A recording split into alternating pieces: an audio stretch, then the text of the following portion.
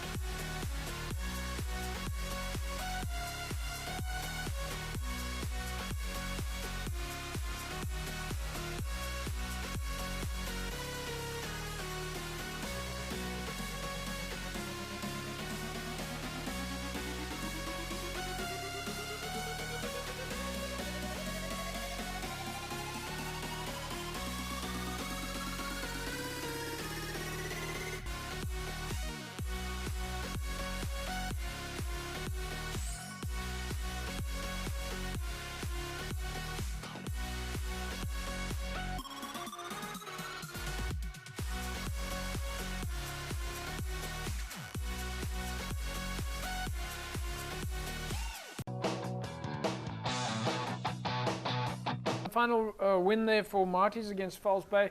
All right, Jerome, let's go to you. Your thoughts? Yeah, pretty even. I think the students surprised Falsebay a bit with their physicality, with their set pieces, with they've actually scrum Falsebay and they move Falsebay, which normally is the other way around. With the older guys normally dominate that set pieces, but I think Stellenbosch did well, so they basically surprised them with their physicality. So this coming weekend, we're going to see an interesting match, and we'll look at the stats a little bit later, but Falsebay are going to be playing River. So this is an opportunity for Falsebay to grab a few points, but it's also going to be a tough one for River coming up this weekend, playing away from home, and they're looking for points on the board.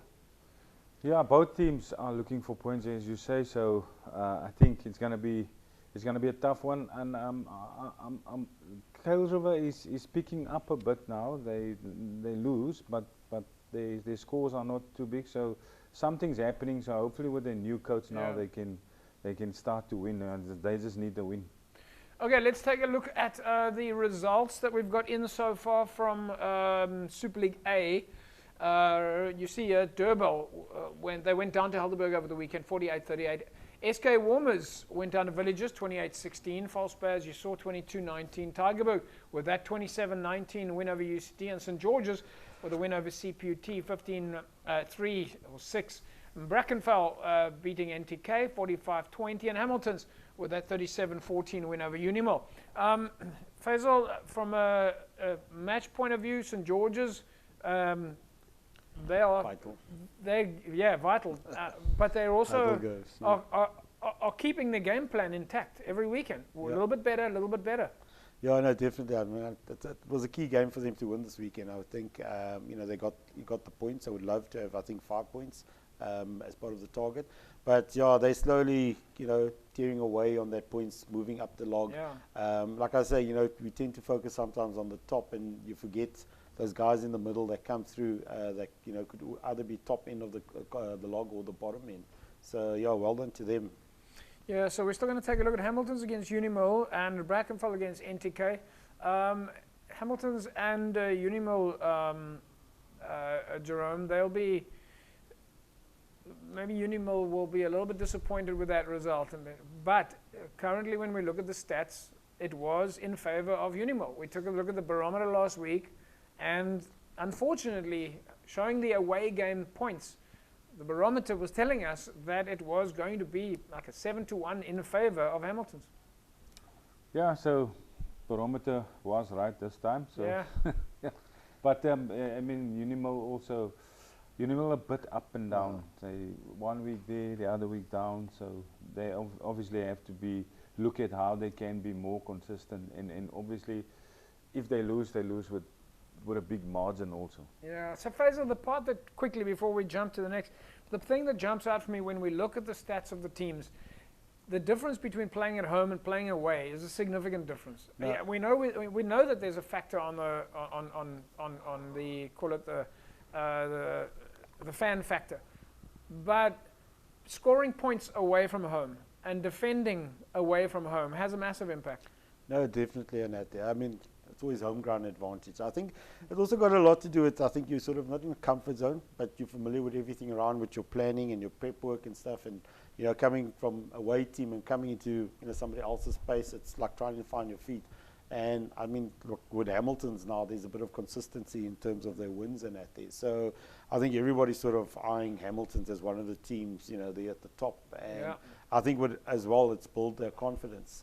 And, especially if you're going to get home ground advantage, it's going to help a lot, with their confidence. All right, folks, don't go away. When we come back from the break, we're going to catch up with our next match, which is, of course, Hamilton's against Unimil, as indicated. Back in a sec.